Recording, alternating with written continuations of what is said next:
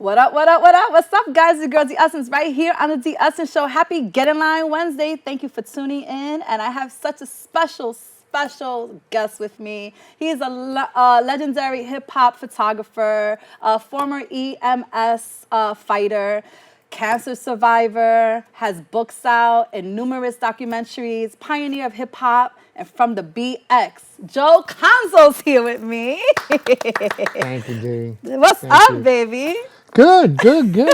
Congrats on all of this new Thank you. endeavor for you and everything. So happy for you. Thank you. It's been a while. Me and Joe Conzo met through, I would say I got to know you through Sal Abatello. True. Backstage at the concerts of True. Lehman or whatever the case may be, or even Bronx Week with Ruben Diaz. True. I always saw this gray, silver-headed man taking pictures, and I always said, who is that? And they're like, he's Joe Conzo from the BX. He's like legendary photographer. So we spoke about 3 years ago when I was doing Nightline, and we spoke for 2 hours. God, yes. It's the longest interview ever, right? Yeah. But it was very informative. Your story is amazing. Thank you. Your family is amazing. Thank you. Very powerful. Very well involved with the Bronx history. Very involved with the gangs back then. You know, speaking out for our people. Because gangs were different from that day than what it is now. And I'm just blessed to have you here with me, sitting here with me. I honestly thought maybe a year ago that would have been our last time. Yeah. And we'll I've get come a into long that way in a while. from over the past year. Yeah. So it's a blessing. Thank you. Welcome to the Set of the Essence Show. Let's get right to it because we do have a busy show and I only have not so much time with you. Tell us a little bit about the growing up, who your parents were, your grandmother, all that good stuff. Well, I come from a long line of family activism. My grandmother, the late Dr. Evelyn Antonetti, affectionately known as the Hell Lady of the Bronx, literally gave her life to the people of the Bronx. She started a community organization called United Bronx Parents back in the 60s that, helped the people get basic human necessities in the Bronx. Right. She started bilingual education in the public, education school system, which was unheard of. Right. Free lunch programs, which was unheard of in the 70s, and breakfast programs. And it just morphed into different community, outreach programs where when she passed away in '84, my mother took over, Lorraine Montenegro, who's also since passed, started the first drug prevention center for women with children before Mother Hale, before it was even, thought of. And, the list goes on. Dad? My dad, Joe Conzo Sr., is the foremost historian on Latin music. Yeah. Who did a book, Mambo Diablo, his 50 plus years with Tito Puente. So I come from a long, and, I just hope that I was able to, or continue to fall into that same lineage that my family has done for the Bronx. When you were young, did you realize what they were doing? I hadn't, listen. That this would be part of Bronx history? It was rough growing up under being the grandson of or the son of, because that's how I was known. Okay. Oh, that's Evelina's grandson. Leave him alone. He's in school. She was vicious in a good way. Vicious in a good way. Very boisterous. There's this famous photo on the internet you'll find. She's cursing out the United States Congress. They're at a public hearing and one of the parents there is trying to talk and her English wasn't good enough and some congressman told her to shut up and sit down. And my grandmother actually stood up and told the congressman, no, you shut up. Oh. You work for us. We don't work for you. Which we've lost that. We need people like that. These politicians today, and, we don't have to talk about it too much, but, they work for us. Right. We don't work for them. Absolutely. And, go out and vote. I'm telling you, go out and vote. Go ahead. But, she literally gave her life, to the community, to the Bronx. And if you go to Prospect Avenue on 56th Street, they named it after her, right? They named it after my grandmother and my mother. So it's the first mother and daughter street signing naming in the country. That's a blessing. So it's pretty cool. And then you're the only son? No, I'm the oldest of 5. Oldest of 5. My mother raised 5 kids by herself. Look at that. By herself. Goodness. And she is the strong Latina woman that every Latina should strive to be. She recently passed away 2 years ago in Puerto Rico at Hurricane Maria during the storm out there. And she died where she wanted to be in Puerto Rico, Okay. where she wanted to do, where she wanted to So, be. God bless her. Yes. And she's still here. You know that, right? Yes. Okay. So being the oldest of, what, 4 or 5, how did we find the love of photography? Was that your escape? Well, it was my escape because being a chubby little kid, and people probably heard this 1,000 times, with an Angela Davis afro. I wasn't that athletic. I wasn't into breaking, emceeing, Right. DJing, All the stuff that was going on. sports, and I picked up a camera. My stepdad at the time was an amateur family photographer, put a little point and shoot camera in my hand, and I just fell in love with it. And next thing you know, I'm the only kid in the neighborhood taking pictures of my surroundings. Look at that. Joined the photography club in junior high school, Clark Junior High School, 149. I went to junior high school there, was the yearbook photographer. Went on to South Bronx High School, became the school photographer. Started photographing my classmates who turned out to be the pillars of the culture of hip hop. Look at that. Easy AD and DJ Tony Tone, and through them, I got to meet the Bambatas, the Cool Hercs, the Cool Modis, and all the Crazy Legs, all the foundation, the pillars of this culture we call hip hop. Not knowing that 30, 40 years later, I'd be traveling the world showing my images. Yeah, and they call you like the father of the hip hop baby pictures or baby the man photos. who took hip hop's baby pictures, Look at that. which is nice. But my archives is so much because when I wasn't taking these hip hop photographs, I was hanging out with my dad on his coattail, shooting Tito Puente, Celia Cruz, Hector Lavoe, Eddie and Charlie Palmieri, all these Latin giants. And when I wasn't with my dad, I'm hanging out with my grandmother doing protests against Paul Newman, movies like Fort Apache, The Bronx, the Board of Education, and all the activism that was going on at the time. So, I wear many different hats when it comes to photography. Definitely. Yeah. And now being at this age, how does that all feel? Like, do you wish at this age you can kind of go back into those settings? In hindsight, I wish I had concentrated more. I'm known as a performance arts photographer when it comes to hip hop. In hindsight, I wish I would have taken more graffiti pictures, more subway pictures, taking pictures more of breaking, of Legs and Wiggles and, those guys. But, it is what it is, and my body of work, which, I'm proud to say sits in Cornell University on the same shelf as the Gettysburg Address. Congratulations. Can we curse? I read that. Yeah. Well, simple. How freaking good is that? Freaking cool is that, My 10,000 negatives sit on the same shelf as the Gettysburg Address. Is that how much you have? Or you have more than that's that? what's deposited there now. What do you have? There's more. There's more. Wow. But, and then there's more digital photography because, if you want to stay relevant in today's photography game, you have to change with the times. Because even backstage we were speaking about, with my next guest, I don't want to announce him yet, but we were talking about where do you develop film anymore? There aren't too many places. And there's a lot of people that do photography still. But if you love the true essence of photography, you have to shoot film or know how to shoot film. You just can't just pick up a digital camera and take pictures, which is what's happening today because everybody's a photographer with their iPhone, iPad, and this, that, and the other. There's a heart to it. And I'm not knocking it. That's great. Document your surroundings. The onus is on us to tell our narrative and tell our story. And when I speak to kids in high schools and colleges, document your surroundings. But if you love photography as a whole, which I did, I know the greats, the Ansel Adams and all these, pioneering photographers because I went to school of visual arts. So I know the fundamentals and the foundations of photography. So you got to know everything. You got to, know where it comes from. And as evolved, and is it easy to take pictures of individuals now? No, times have changed. You said no real quick. Times have changed. Yeah, back when I was taking pictures, being the only kid in the neighborhood that had a camera, everybody wanted to have their picture taken. Of course. No problem, because after I took your picture, I'd run upstairs to the dark room that my mother allowed me to build in the apartment. In the bathroom, wasn't it? Yeah, in the bathroom. Developed a roll of film, come downstairs a few hours later and show them their pictures.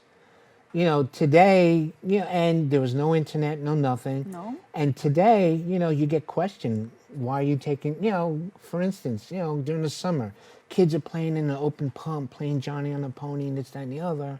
And it just reminds you of the 70s and 80s. Right. And if you walk up and you take some pictures, you're going to have some parent breathing down your throat. Right, Why are you absolutely. taking pictures of my kids? Absolutely. Are you this? Are you that? And you're like, oh, Yeah, it takes the wait fun a minute. away from everything.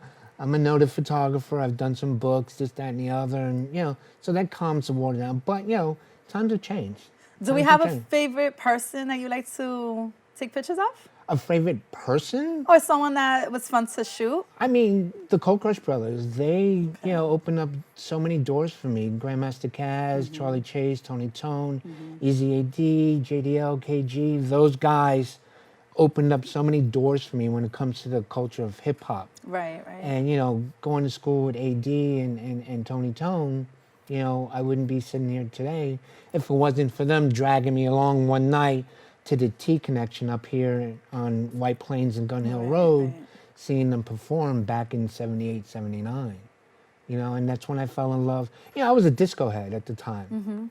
And that's when I tell the story that I was kidnapped into hip hop Okay. that night. Seeing this Puerto Rican DJ named Charlie Chase play music that my parents played at home. Right. James Brown and Aretha Franklin playing it a whole different way. And it just blew me away. So yeah, I still shoot Kaz and the Cold Crush today. So those are my favorite people. Yeah, you do other genres of music too. I see at the freestyle concerts. Oh, you name it, I shoot know. it. I mean, I've shot flamenco here at Lehman Yeah, College. yeah. Like you're not just hip hop. That's the foundation of you, maybe. But I shoot everything. yeah, It's just, today I was just saying to myself and to the viewers out there, Lana Del Rey, yeah. I have pictures of her before she was Lana Del Rey. Look at that. And it's like, she's one of the biggest, Yeah. I don't know, pop stars Yeah, there yeah. are today.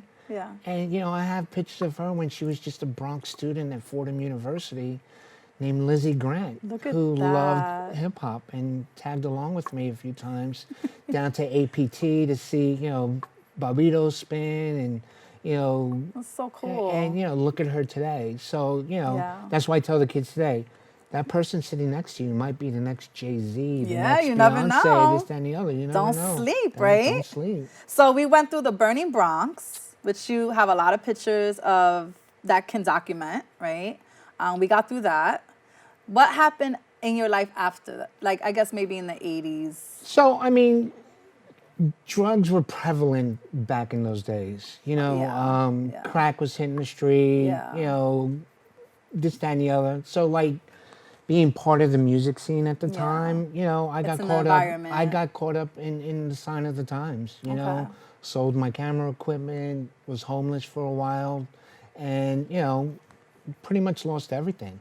And if it wasn't for the grace of God that I got arrested for the first time in my life and spent 24 hours in central booking. 24 hours, you'll That's never forget. all I it see. took. I raised my hands up and I got said, this. that is it. And the judge cut me a break and off to rehab. And I've been, as a matter of fact, in 2 weeks, I celebrate 29 years clean and sober. Wow. 29 years. Wow. Yeah.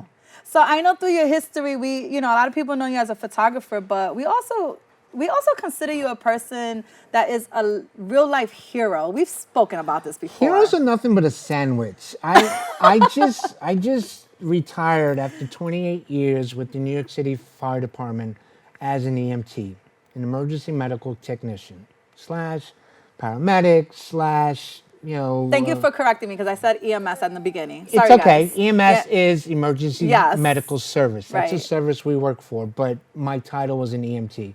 And then, towards my latter years, I came off the streets, wasn't on an ambulance anymore, and I got into the union, and then I retired as, the vice president of my union. Right. Wore a suit and tie every day, yelling and screaming at the mayor and politicians. Look at and that. So your this mother and thing. your grandmother became into But you. so I needed to find a job because photography wasn't paying the bills. Yeah. And which is so important. And I took the test and became an EMT and started working for the city in 1992, 93. Oh boy, yeah. And I retired, and I'm collecting that monthly pension check, Yeah, you are. But which you I are, love. Right, I'm sure love. you do. It's so freaking dope. Of course it is. And, you know, But through that experience, you were part of this whole 9/11. So yeah. I mishap that we mean, had. EMTs and paramedics were adrenaline junkies. Yeah. We want to be where the action is at. We want to be That's at the the fun of shooting, it, right? the stabbing, the person that fell off the building, this, that, and the other. We don't want to take the guy that, you know, stubbed his toe against the wall and it's like, That's boring "Ay, stuff." bendito," you know, and Yeah. wants to go to the hospital and thinks, you know, by going by ambulance, he's going to get seen You quicker. guys got your So wish, anyway, huh? my ambulance, working the Bronx that day, was one of the first ambulances down in 9/11. And to make a long story short, yes, the building fell on me. I was buried alive. Literally had to dig myself out. My partners, you know, sustained. Any thought you remember thinking at that particular moment? One thought that you had? I was are you staying dig- alive. I was staying alive. Just survival at this Just point. surviving. I mean, you know, at one point, you know, when the first plane hit, you know, we're on our way down there because this is the biggest job in the world. Yeah. People need our help. Yeah. And we're The hustling. tallest buildings in New York City, We're too. hustling our asses down there. You know, it's a plane accident. Yeah, This, that, and the yeah. other. I can get there in 20 minutes from the Bronx. Right. It's when the second plane hit, the word terrorism started coming Right. up. And none of us were prepared for that word terrorism. Right. So my partner, Billy, actually thought about crashing our ambulances and not going because Oh, wow. none of us were trained. We had no oh, idea. wow. We didn't, you know, another plane Yeah, coming, this, that, and the other. I wanted to go home that night. But we had to go. And the most vivid image that I have from that day is coming down the West Side Highway, lights and sirens, thousands and thousands of people running away. And all you see is the ambulances, the fire trucks, and the police cars going down there. It was a phenomenal scene. And just getting there and looking for some guidance, not knowing that these freaking buildings were going to fall. Right. And you know, Did the photographer in you ever come out during that process? I didn't. Is it have, wrong for of me to course. even ask that? No, of course. Because that's just like, you know, no, of course. can you imagine? But you know, there's rules and regulations Yeah, while working. absolutely. You know, on the job, and you know, taking pictures was not allowed. You know, patients have rights and stuff. But I wish I had a camera that day. Right. I returned later on, Right. a couple of weeks later, and took some pictures. But that day, I Did wish you I had deal with them. any traumatic stress after that? I mean, I survived. I had what's called survivor's guilt. And literally, if you ran right, you died. If you ran left, you live. Okay. Why was I still alive and 3,000 plus people dead? People that I knew, Yeah. people that I worked with. So I did 2 years of counseling for that. 2 years of counseling. And then I went on to become like the poster child for the fire department, advocating for benefits. Right. Medical benefits, Right. monitoring of people that were down there, not only for the EMS and firefighters and cops, but for the teachers that worked at Stuyvesant High School that day, for the students that went to school that day, for anybody that lived around there.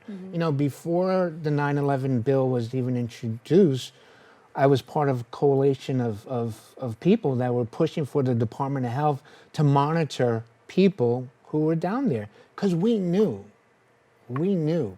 10, 15, 20 years later, something's going to happen. People are going to get sick. Right. People are going to, you know, have mishaps.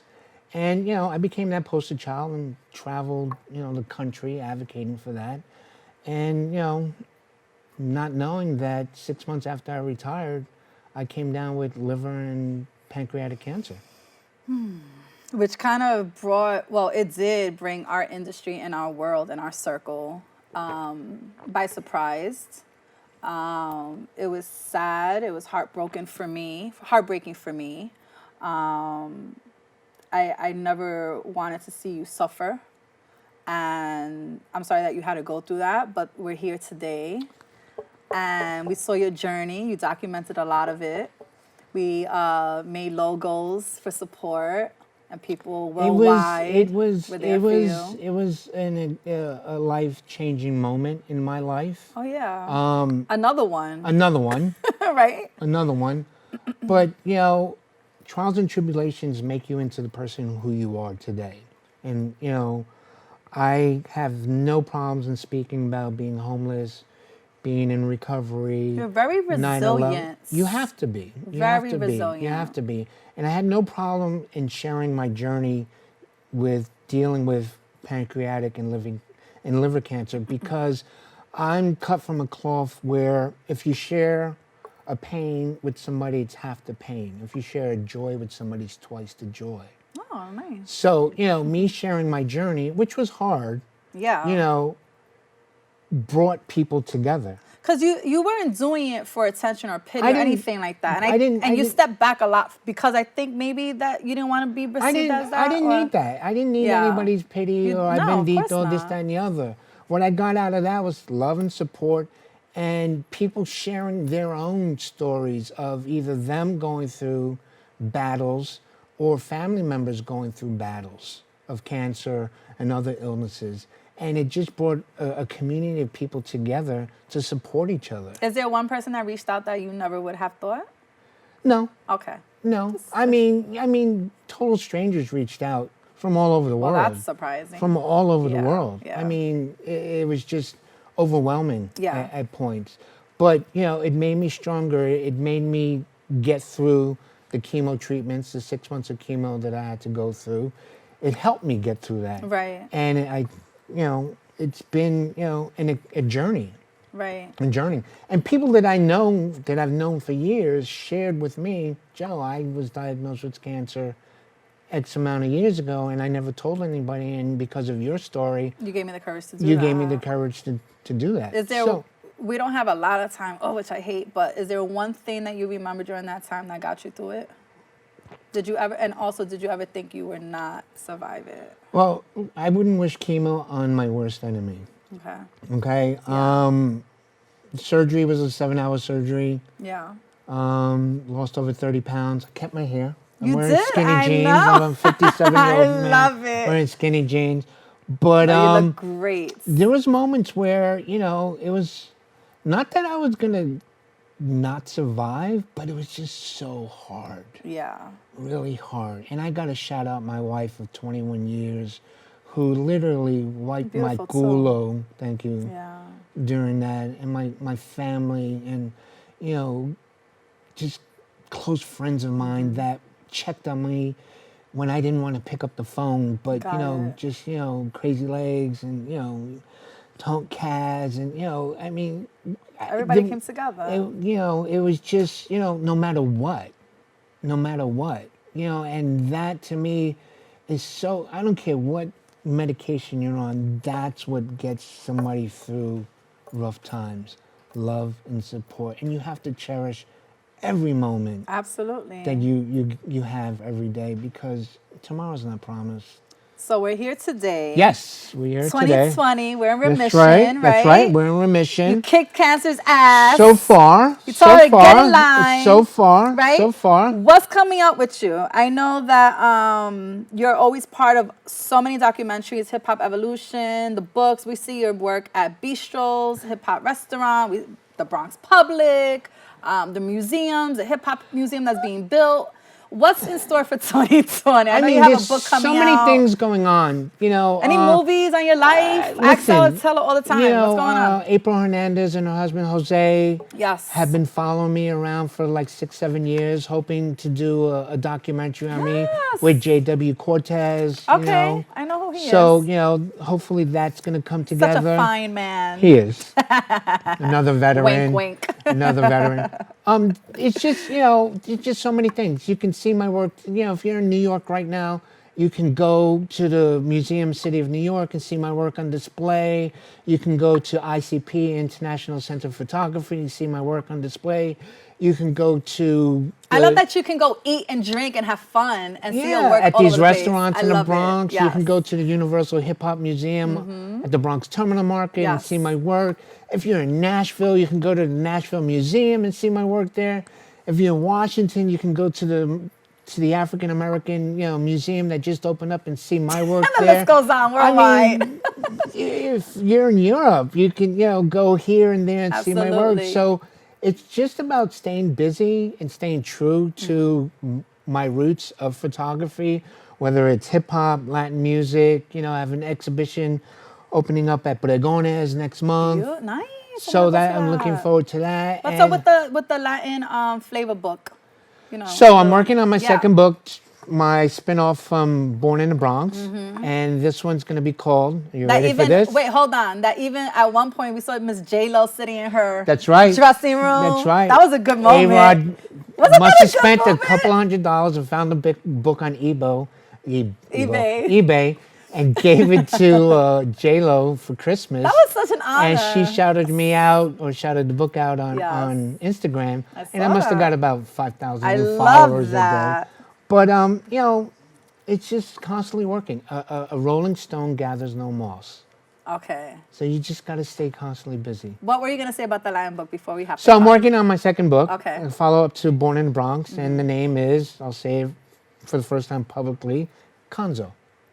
That's all it is. That's it. And it's going to be un paella of hip-hop. Never before seen images of hip-hop, Latin music, and community activism. From back in the days to my contemporary work. Love it. Because I was recently shouted out on social media as an old photographer by a young photographer. And he did it in jest. But I was like, who are you calling an old photographer?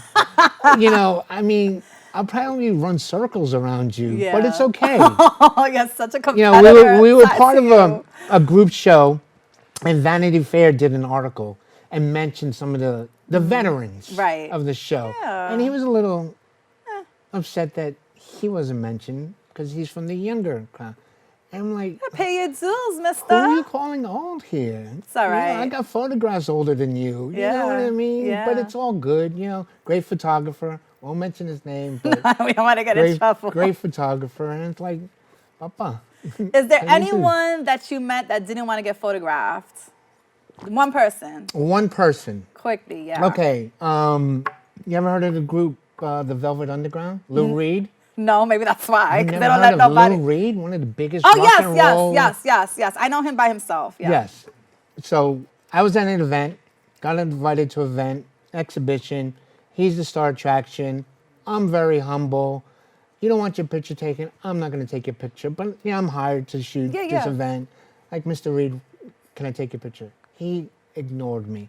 And I just, after like 4 or 5 times of trying to be courteous, I went paparazzi on his ass and just... I got the job done. I got the job done. But it's like, as a photographer, you have to respect your subject, who you're shooting. And if you don't want your picture taken, I'll respect that. You just won't be in my book. One word for the Bronx. Strong, resilient, multicultural. Look at that. So one word, he gave 3. I love it. That's it. I love you, Joe. Yeah. Thank you for making time for me. You look great. Thank you. I love the jewelry. Thank you. This right here brings me back to old school. They still have those, huh? Yeah. Thank you so much. Thank you so much. Yeah. Give your information out to the viewers. Where they can find you. Follow me on Instagram, Joe Conzo at Instagram. Facebook, follow me, Joe Conzo Photography, Joe Conzo. Go to my website, joeconzo.com, and just instead of picking up a gun, pick up a camera. Shoot with a camera. Perfect. And document your history. Don't let nobody else tell you your story. Enough said. We'll be right back on the D. Essence Show with a very, very special guest as well. Stay tuned. Love you, baby. So the man who took hip-hop's baby pictures from the Bronx on the D. Essence Show. Get in line.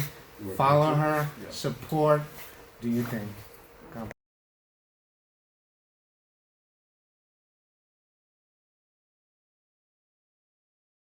What's up? We're back right here on the D. Essence Show. I'm here with my second guest. But first, I want to thank Joe Conzo for sitting here with me, giving me time out of his busy schedule. And just, again, it's a blessing to have him here. And we'll have him back. I want to have him back on a panel with some legendary guests and friends that I know in the hip-hop game, all right? But right now, I've been knowing about this man since I was a little girl.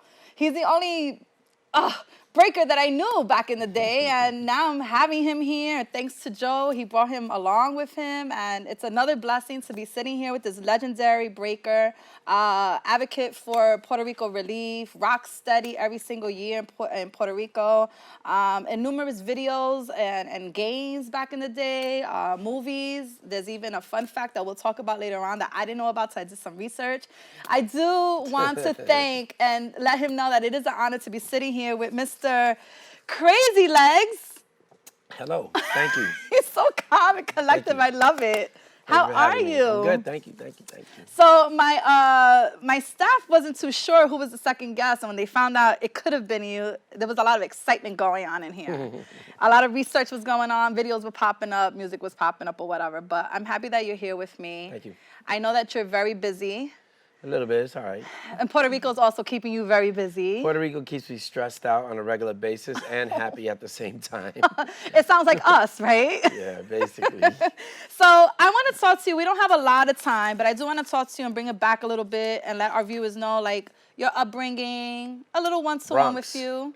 There you go. Well, Bronx, a little bit of Manhattan. Okay. Inwood, perhaps? Yeah, in Inwood. Interesting. I would have never known that. Yeah, I grew up in Inwood. Well, not grew up, but I lived there for about 4 years when I was a kid. Yeah. So were you born here? That's actually where I got the name Crazy Legs. All right. Who gave you the name Crazy Legs? A girl named Arlene Rosario. She was the captain of cheerleaders at Junior High School 52. Okay. So let's go back a little bit. How do we all start with, what was your home like, your parents like?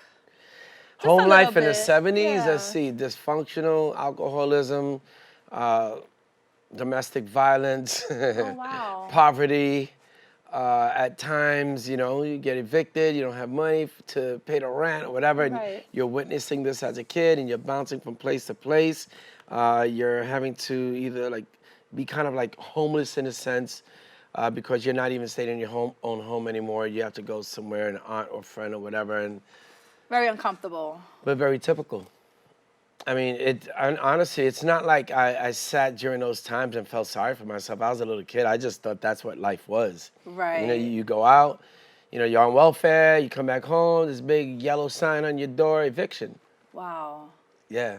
Okay, so when did the breaking start? Was that just being in the streets, kind of, like a kid? I mean, not just going to park jams. My cousin Lenny Len brought me to a park jam on Crotona and 180th Street in the Bronx, and I fell in love. I had seen breaking before, but I thought it was embarrassing because my brother was throwing himself on the floor, my brother Robert Cologne.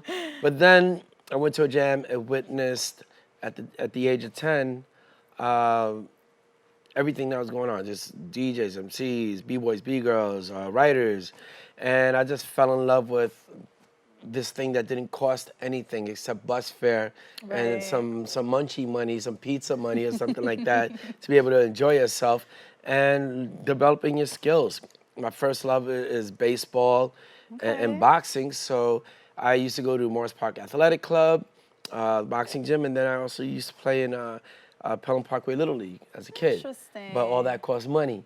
Right. So being in a single parent home, 6 kids, wow. That's kind of a rough, that's a tall order. Yeah. And I wanted to, I was supposed to go to Junior Olympics for boxing, but it cost $14 to $16 to do your registration, and we didn't have that money. Okay. So I was just, I think I'm gonna be dancing, and that was it. Really? I ended up dancing instead. And now you're worldwide. Did you ever think that this would ever have taken you this far? No, because it was just, there was no lane for that kind of success back then. It was just, you did what you did in the hood, and your level of fame was based on how you developed your skills and how you moved from neighborhood to neighborhood, battling, putting your reputation on the line in order to protect it.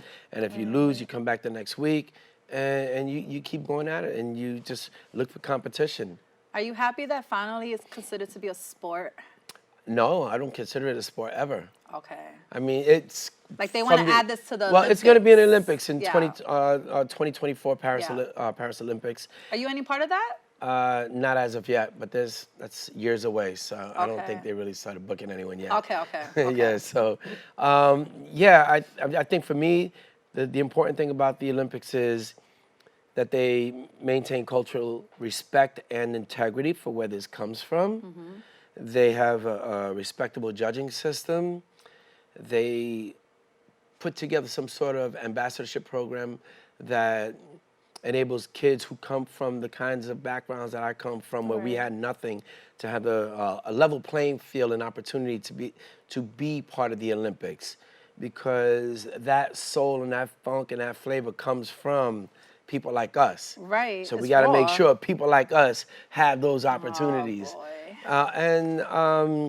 Yeah, I think it's just a matter of making sure that the history is also well preserved as it's added into the Olympics. And right now, it's not a fixture yet in the Olympics. It's just something that's still kind of like a test. They'll see Okay. how it does, but it was already a test in the Youth Olympics in Buenos Aires. We went down there.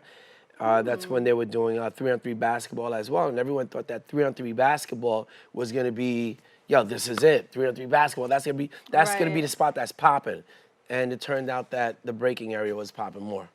Interesting. So we'll see. I mean, for us, it's also something that is for the youth, and there's always going to be youth. There's always competition. This has a lot to do with culture, expression, fun. It builds bridges between gaps there when it comes to cultural differences, Definitely. ideologies, all that stuff. So it's Wow. probably definitely just an hip hop art. as a whole is probably one of the most important bridges between cultures than anything that has ever come along in life. Is there anything you would like to share that maybe we don't know about breaking? Anything? Any fun fact? Any challenge? I mean, oh, well, it's not technically, and I don't even really try to fault anyone, because you kind of like fall into something you don't even realize at such a young age how media can influence your down the road thinking, and you start changing lingo and stuff like that. So the word breakdancing actually doesn't come from hip hop. It came from our manager, who was this punk rock woman, Cool Lady Blue back in the days, and she misspoke. And we were having a meeting, and we were really young and wild back then. And we just laughed and made jokes at everyone. So she was speaking in her British accent, and she was like, whatever she was saying, blah, blah, blah, blah, and breakdancing. So we just busted out laughing, because we only called it breaking, B-boy, and B-girl, and rocking. Okay. So for us, like for me, I don't use the word breakdance, because to me, it's kind of a continued mental colonization to rename something based on someone else's perception of your culture. Okay. But to take ownership of what is ours, we should respect the people who put it down before us, because Absolutely. I am not the person that created this. There were people before me, and they're my heroes that came from the Bronx, whether it be Bboy Spy, Jimmy D, Jimmy Lee, the Bronx Boys, Rockwell Association, all these different crews that came up, or when, that were there when I first came up. And the lingo that exists, whether it came from Zulu or them, is what it was. So for someone else to come and name it, it's like, let's just stick to, I'd rather empower ourselves, Okay. and How old were you when you started breaking? 10, I was 10 years old. 10. And where do you come up with moves or steps? Is it just natural? Are you watching someone? Well, I think or- your ability to create is natural, but I think my ability to steal moves was even more natural. but the thing about it is that anyone who's trying to, look, we all used to imitate, whether it was baseball players like Louis Tiant or Joe Morgan, way one pitch or way one it's batted. influence. As little kids, you're Right. imitating Joe Morgan, Right. and you're trying to like do all those things. So I would imitate people like Bboy Spy, Jimmy D, and all these other people from the Bronx. And eventually I paved my own way, where I would put my own thumbprint on it or evolve it into another move. So I became known for someone who was evolving pretty fast. And for me to be someone who was taught by someone who brought me into it, to end up coaching him after, Look at it was that. pretty cool. Definitely. But yeah, it was pretty natural for me, but so was skiing. What does it take to be a breaker? Because I know when you came in, I saw, oh my God, he looks amazing. You're like, internally, I'm a mess. Like, and I was looking at one of your interviews, and you were saying how you're always in pain. Like, everything just hurts all the time. I mean, I don't really Not like in to a put it bad out way. there, but Not in I a bad mean, way, you gotta, First of all, if you're a young person, it's really just about understanding the foundation, first loving the music, Yeah. understanding, or I feel where this dance comes from, and how much blood, sweat, and tears was put into creating this by kids who were growing up in those situations that I described earlier. Right, right. Out of that disaster, burned down Bronx period, something beautiful came out of it that became global. So understand where it comes from, And history. and understand the music that we were dancing to was music that was coming out of our parents' generation of the civil rights movement. Okay. So whether it be Latin soul or funk or soul music, all those things had meaning behind why they were created, whether it was the opportunity for expression, the opportunity to raise your hand and express yourself, or by pumping your fists, or whatever it was. It represented us coming out of really harsh times as a people. Right, right. So I think those things are probably if you could relate to that or have some kind of empathy towards that, maybe that'll be the beginning of you having some nice sweet soul when you're dancing, Okay. so that it just looks effortless and fluid when you're rocking beats, and when you're trying to do these visually acrobatic moves, you got some salsa in you, you got some soul in you. It's a little bit of everything. You have something that you cannot practice. It's just something that is kind of like the intangible, and it's based on who you are, character, what your day is like. You could be completely up. Like a lot of people think you have to have this aggression because, when they saw us, they're like, yeah, we were coming out. Right. But we were also kids who were like stick-up kids, getting stuck up, doing bad things, in gangs, stuff like that. So we were always in alert mode, and we were always in ready to fight mode. But that was our existence. I don't tell anyone, yo, you gotta be hard when you dance. No, you gotta be you. We were just being us. Got it. During that time, got so it. when we're always like this, Yeah. that's because we were ready to be like this. Okay. All right. So, but to me, it's like, this is different existence. People live in different lifestyles. A lot of people who get into breaking now might be getting into it at any age. And I'm sure traveling the world, you're seeing, do you see things that are, like, that remind you of your passion back then? That is natural. Okay, so it's not getting lost. The art of it is not getting lost. Unfortunately, the places that I've seen with the most flavor and kind of like passion when they dance and real love for music are the people who are living an existence that they want to escape and need something to get lost in. So when I've gone to Russia and I've seen people drive over from Kazakhstan, and these are people who are going through struggle. Yeah, I'm over here sitting and I'm watching them. I'm like, wow, they got flavor. Like I don't even want to teach them anything because why disrupt their soul? Absolutely. Their soul. They don't have to do one acrobatic move, but the soul within the dance is so flavor. It's like when you see that little viejito in a salsa party that just got all these moves, and it's like, oh my God, look at abuelito getting down. Like, damn. And he's not doing anything acrobatic or strenuous. It's just what he's feeling. How he processes that music and puts it, and it just takes over his body. So Crazy Legs was a name that was given to you, obviously because you moved really fast, right? No, I don't know. She was just like, ooh, he got some crazy legs. And then all the cheerleaders started calling me Crazy Legs. Oh. And I got a shirt one day that said Crazy Legs. And just owned it. Yeah. And you're very flexible, even at Not really, our not day anymore. Now. What? No, it's crazy because my waist was naturally flexible. But otherwise, I wasn't flexible. Your waist? Yeah. Because I have an underdeveloped coccyx bone, which allows me to bridge better than most people. Are you serious? Yeah. That's so dope. Where your coccyx bone would like stop right there, mine goes like that. Oh my God, that's crazy. So I can, but a lot of people have that. So it gave me an advantage. And a lot of times within breaking, you break with how your body naturally moves. So you can learn to move, but based on how you move, you can kind of redesign it as yours. So here's a perfect example. Yeah, please. I go to Japan. This is like in the 90s. I go there, and they hadn't seen us in 5, 6 And years. you're out there a lot. I go to Japan a lot. Yeah, So you stay out there like I've been to Japan like weeks 54 times. But you stay out there for a long time. No. You don't? You don't stay out there for weeks? I just been there a lot. Oh, okay. Yeah. So I go to Japan, and these guys, they come up to me like, look. We do the footwork your way, the way you do it. And it's kind of like the footwork is with their feet pointed in a little. And I'm like, what do you mean? No, look, like you. I'm like, no, I was born pigeon-toed. That's why that happens. So they thought it was a technique. Right. It's not a style or a technique. Aww. It's a born in dignity, you know?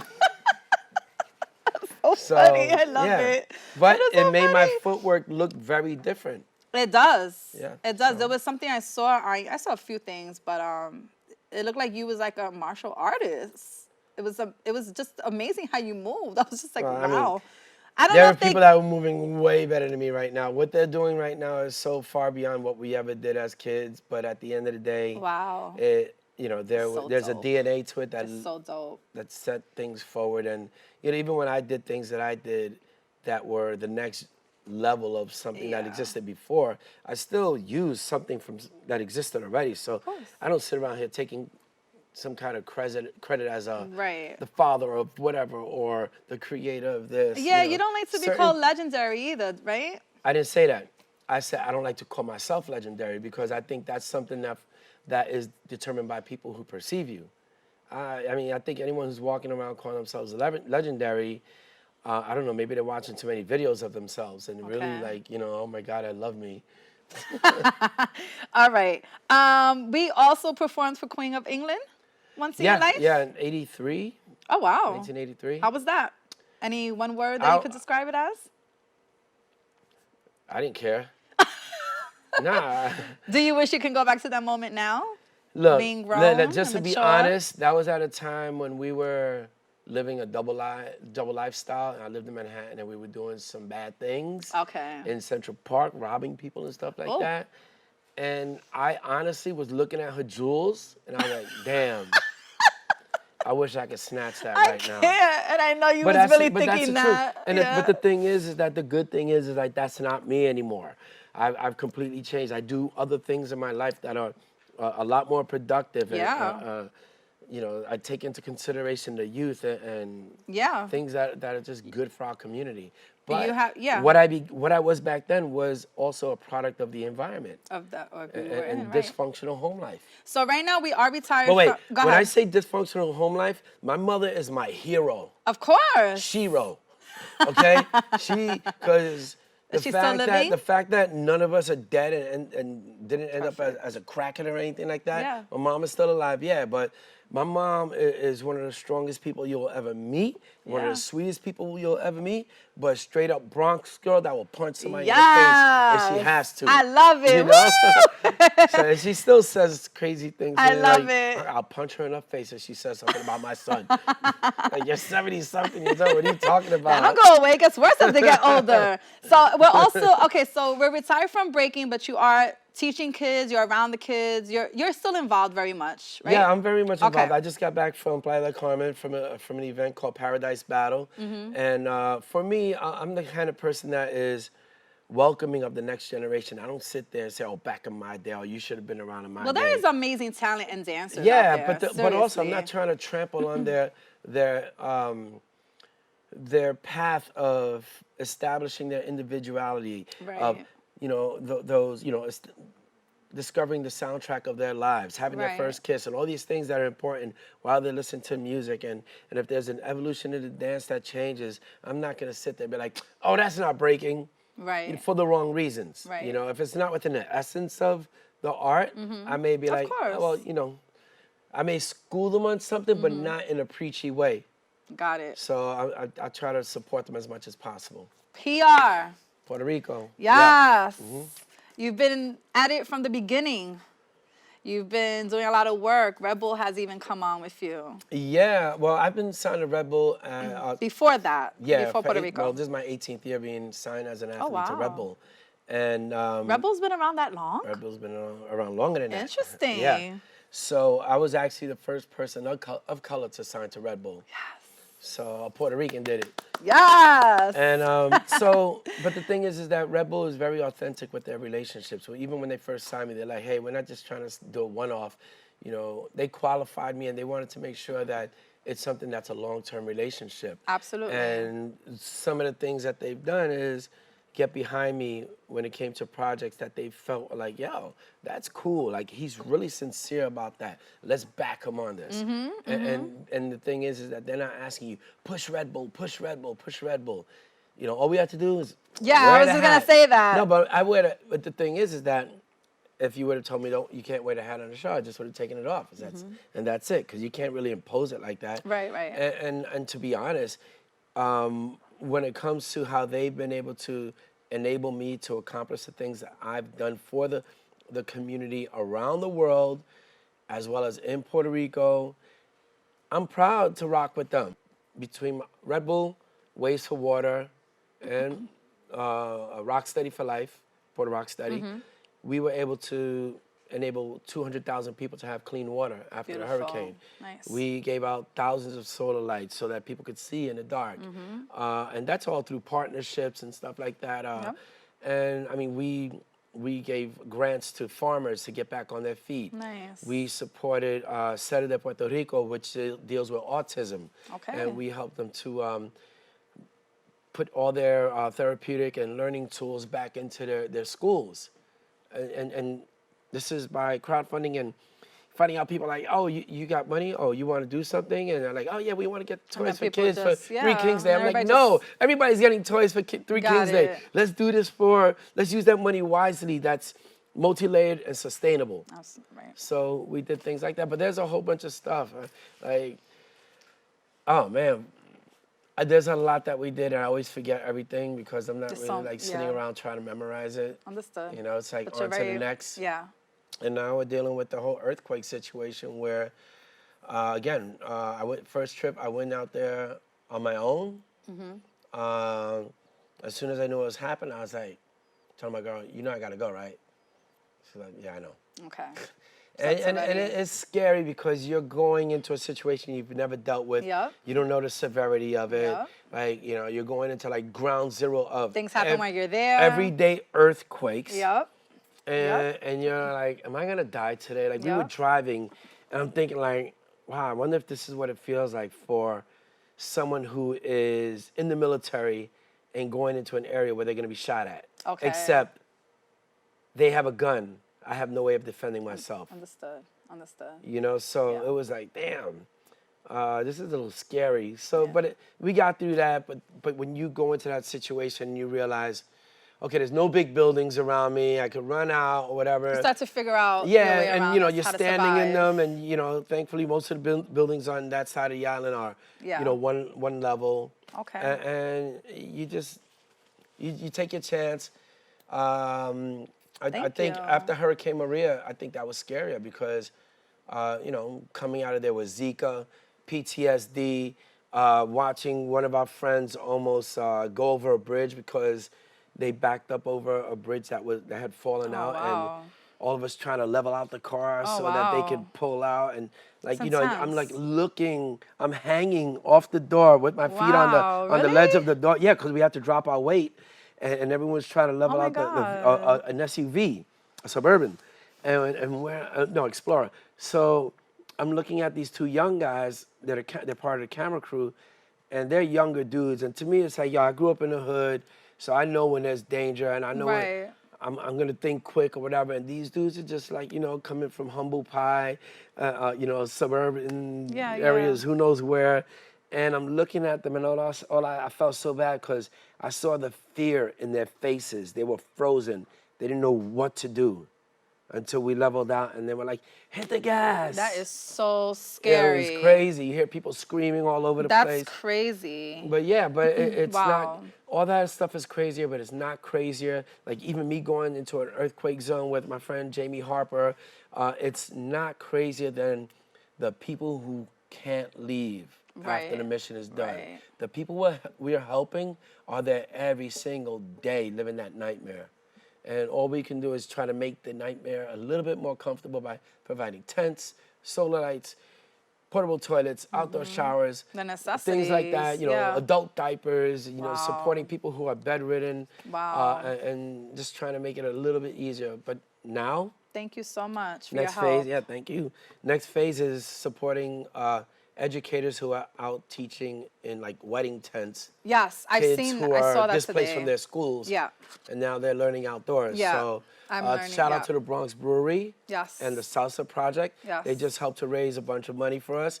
And shout out to my friend Sony, DJ Sony, Nice. And Nina Sky, and all these people who just got together to support Harper for Humanity. Yes. And we've been, you know, Harper for Humanity and myself have been collaborating and, you know, like bringing our resources together and just enabling each other to do an even better job. Are we having? I know we have to wrap up production. I'm sorry. Puerto Rock. Puerto Rock Steady, yeah. Puerto Funny, Rock Steady. funny.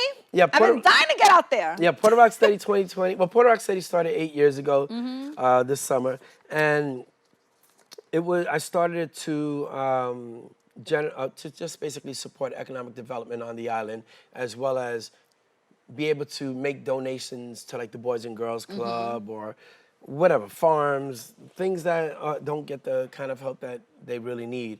And, you know, we like to consider ourselves a party with a purpose.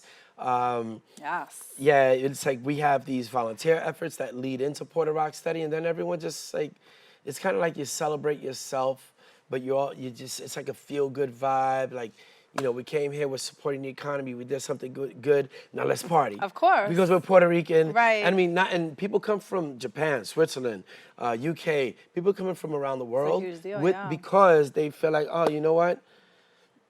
We don't really know what's going on, but he said it's okay. And Right. the fact that they're taking my word on this is really dope.